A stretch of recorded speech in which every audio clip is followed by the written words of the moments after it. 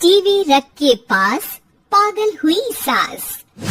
आजकल वर्मा जी की पत्नी देवकी जी केबल पर रियलिटी शोज देख देख कर बहुत कुछ सीख रही हैं।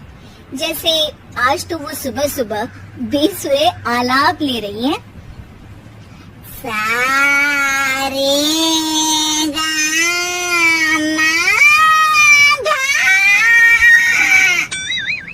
माँ जी, सारे गामा पाधा नीसा होता है। अरे वो तो सब गाते हैं, ये मेरा स्टाइल है। आवाज तो कम कर लीजिए माँ जी, पर्दे फट जाएंगे कान के। ये कहो कि पर्दों में आग लग जाएगी। देखना, मेरी आवाज सुन के जज आग लगा देगी, आग लगा देगी, तू तो आग लगा देगी, ऐसा बोलेंगे। सरिता वहाँ से परेशान होकर चली जाती है और सास रियाज जारी रखती है। सारे गाओ, सारे नाचो। तभी बाबूजी दुकान से लौटते हैं। अरे देवकी, क्यों तानसेन बनी हुई है? कान से खून निकालोगी क्या? अरे क्या हुआ, रियाज तो करने दो मुझे। इसको रियाज बोलते हैं? ऐसा लग रहा है जैसे घोड़े ही भिना रहा है। घोड़े पे बैठ के ही बम्बई जाऊंगी मैं तो, जब जज साहब कहेंगे कि देवकी तुम मुंबई आ रही हो। जज साहब, वो अदालत वाले? अरे नहीं नहीं, बड़े लोग हैं, आप नहीं जानते हैं। ओ मैं तो छोड़ चली अपना ये देश, बम्बई है मुझे प्यारा लगे। गाना गाती हुई देवकी चली जाती है और बाबूजी अपनी सरफिरी पत्नी के इस संगीत प्रेम की चर्चा करने बहू के पास चले जाते हैं। अरे सरिता बेटा, सुनो तो, ये तेरी सास को क्या हुआ है बेटा? सुबह तो अच्छा भला छोड़कर गया था इसे। सिंगर बनेगी अब वो। सिंगिंग रियलिटी शो में जाने की सुबह से तैयारियां चल रही हैं इनकी। हाँ, अब तो कोयल के सुर मेंढक छेड़ेगा। हे भगवान, सद्बुद्धि दो इसे।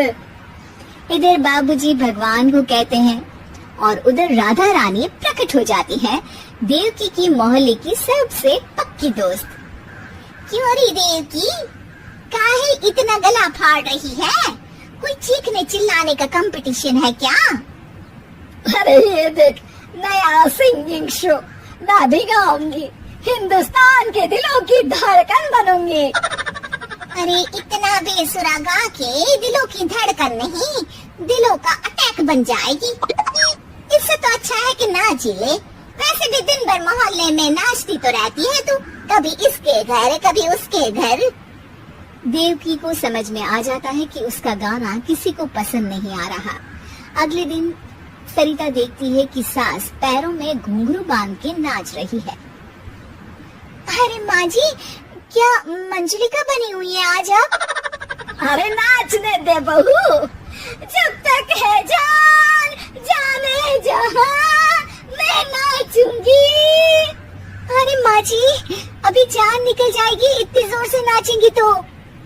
अरे अरे, क्या कर रही हो? अरे दिख नहीं रहा, डांस कर रही हो।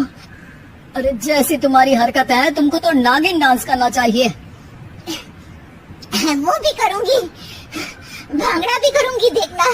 जज मुझे देख के स्टैंडिंग ओवेशन देंगे।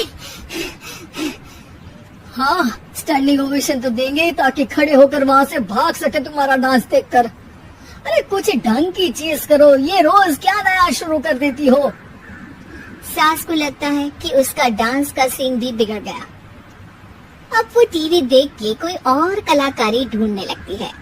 तभी उसे टीवी पर खतरों के खतरनाक खिलाड़ी शो दिखता है, जिसमें लोग अलग अलग स्टंट करते हैं। बस देवकी को नया काम मिल जाता है। अगले दिन सुबह देवकी डंबल लेकर कसरत करने लगती है। माँ जी, ये क्या कर रहे हैं आप? अरे खाली जैसे बनकर खलबली मचा दूंगी। कल मैंने खतरों के खतरनाक खिलाड़ी देखा, और सोच लिया कि मुझे वही जाना है। हाँ बस। तभी वहाँ बाबूजी भी आ जाते हैं। अरे इतना भारी डंबल, अरे गिर मत जाना कहीं लेकर। अरे चुप करो, तुमसे कुछ नहीं होता इसका मतलब ऐसा नहीं कि मुझसे भी कुछ नहीं होगा।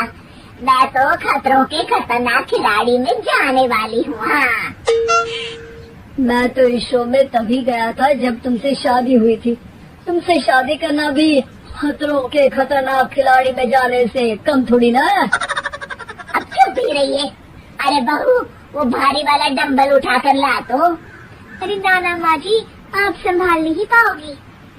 अरे मैंने टीवी में देखा था, एक आदमी कार उठा लेता है, इतना तो मैं उठा ही सकती हूँ ना। बहू घबराते हुए भारी वाले डंबल माँ के हाथ में दे देती है। जैसे ही माँ दोनों हाथ ऊपर करती है, पूरे शरीर का बैलेंस बिगड़ जाता है और वो पीछे की तरफ गिर जाती है। डंबल जाकर टीवी में लगता है और टीवी फूट जाती है। माँ जी, उठिए माँ जी।